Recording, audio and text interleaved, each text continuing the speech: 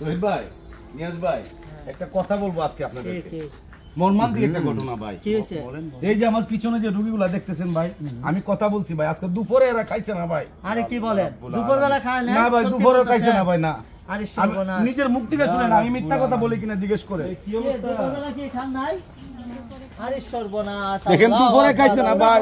আল্লাহু আকবার। ভাই আমরা যার যার বাড়ি থেকে খাইছি ভাই। আমরা তো এত ধনবান ব্যক্তি না ভাই, আমরা তো ভাই ভিডিও করে যতটুকু আছে ভাই, ভিডিওর মাধ্যমে আমি 1000 টাকা দিয়ে দিলাম। আমরা তো ভিডিওর মাধ্যমে ভাই দেখেন দুপুরে খাইছে না ভাই, এই কথা শুই না আমার তহিদ ভাই 1000 টাকা দিছে ভাই। উনাদের নিজের মুখ থেকে শুনছি ভাই, খাইছে না, আজকে দুপুরে খাইছেন? দেখেন খাইছে না ভাই। আমরা যার যার বাড়ি থেকে যা আমরা রিজিকে আসতো আমরা খাই আইছি।